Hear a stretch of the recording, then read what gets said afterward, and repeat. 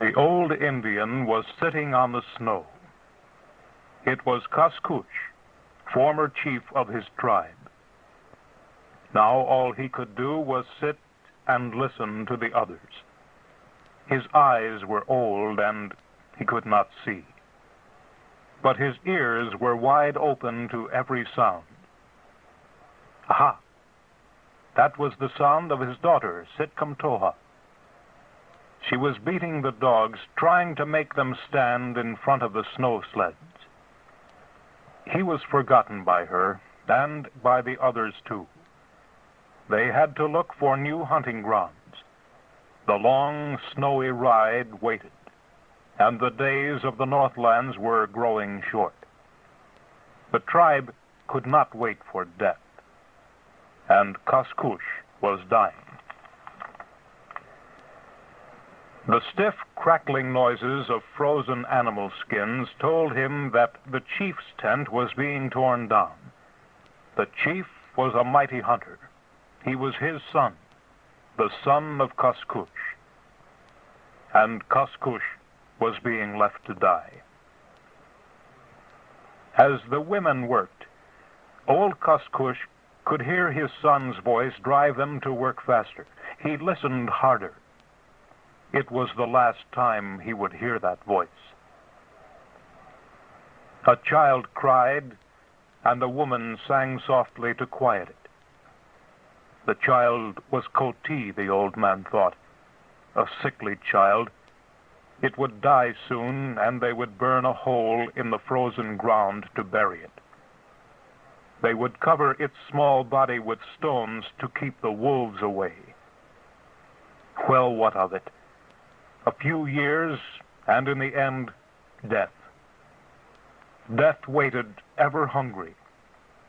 Death had the hungriest stomach of all. Kaskush listened to other sounds he would hear no more. The men tying strong leather rope around the sleds to hold their belongings.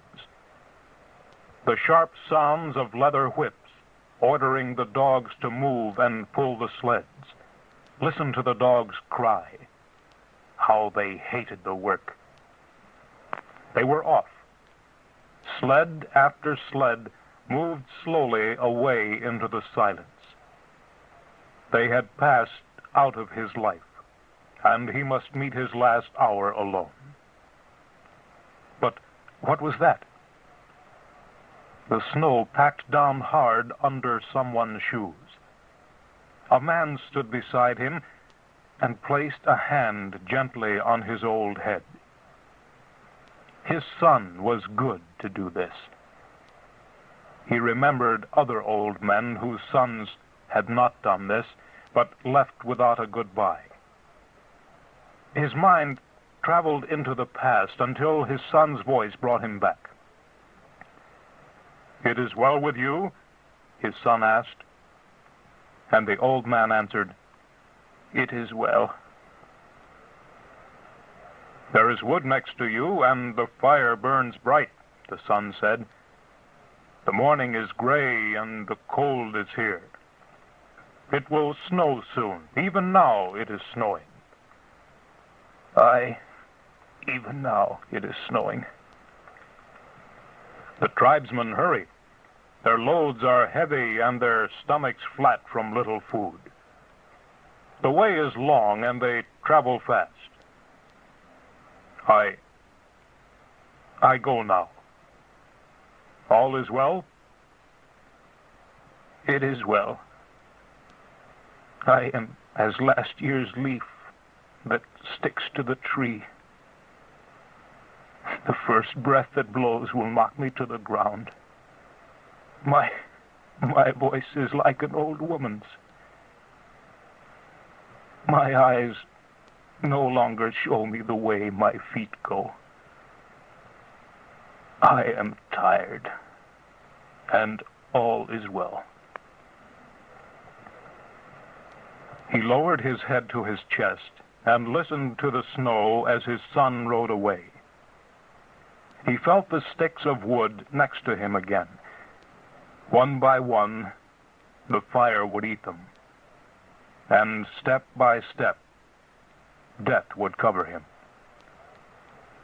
When the last stick was gone, the cold would come.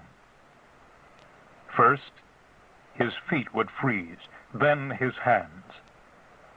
The cold would travel slowly from the outside to the inside of him, and he would rest. It was easy. All men must die.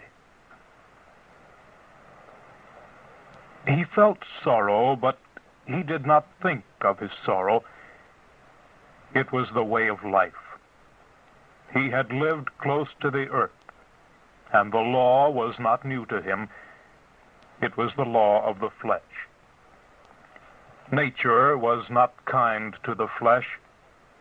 She was not thoughtful of the person alone. She was interested only in the group, the race, the species. This was a deep thought for old Coscush. He had seen examples of it in all his life. The tree sap in early spring, the newborn green leaf, soft and fresh as skin, the fall of the yellow dry leaf. In this alone was all history. He placed another stick on the fire and began to remember his past. He had been a great chief, too.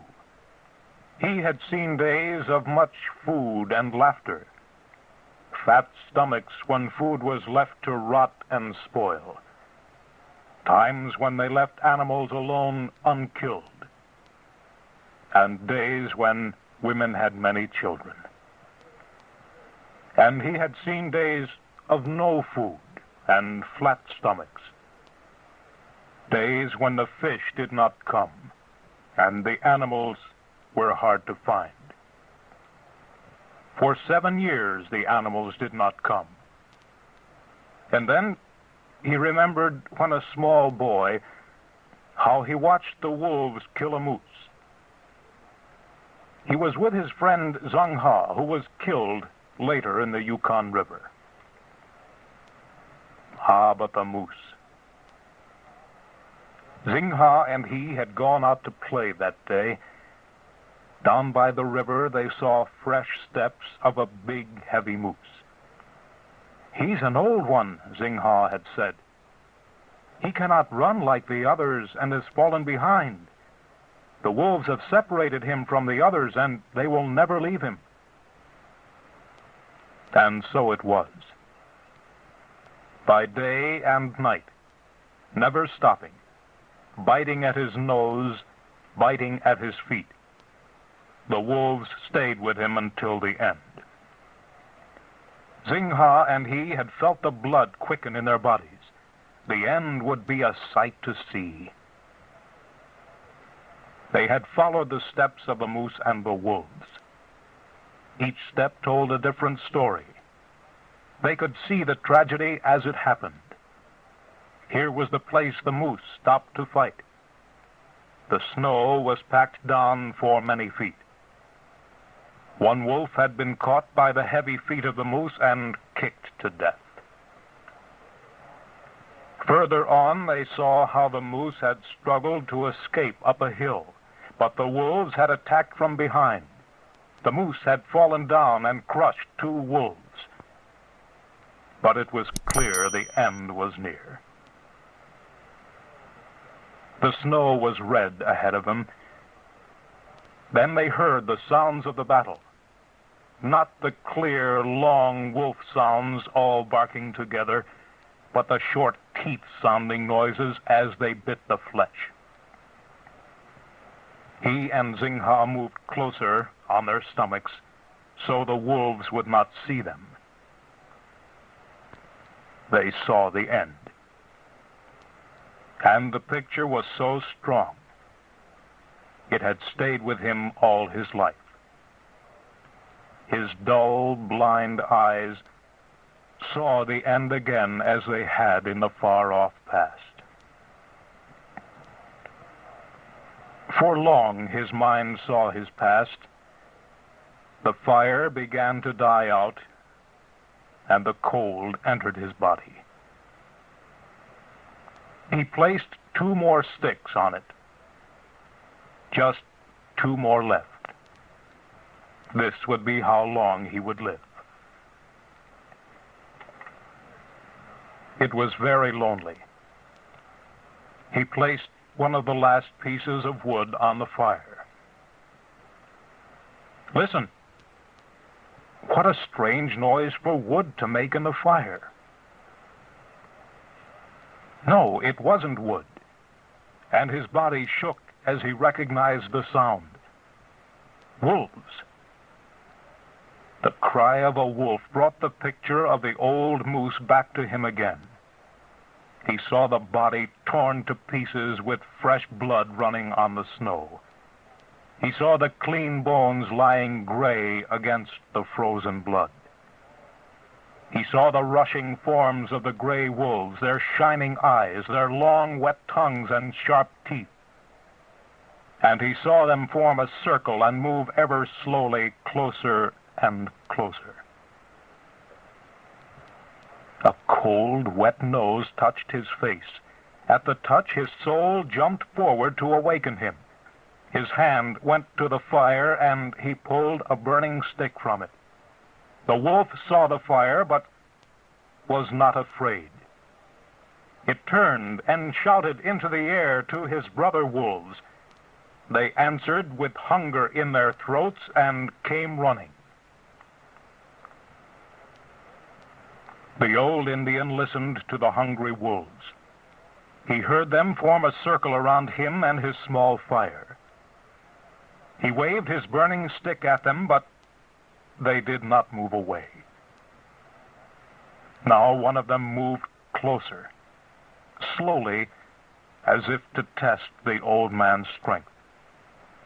Another and another followed.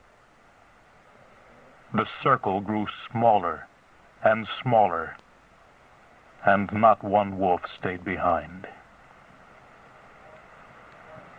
Why should he fight? Why cling to life? And he dropped his stick with the fire on the end of it. It fell in the snow, and the light went out. The circle of wolves moved closer. And once again, the old Indian saw the picture of the moose as it struggled before the end came. He dropped his head to his knees. What did it matter after all? Isn't this the law of life?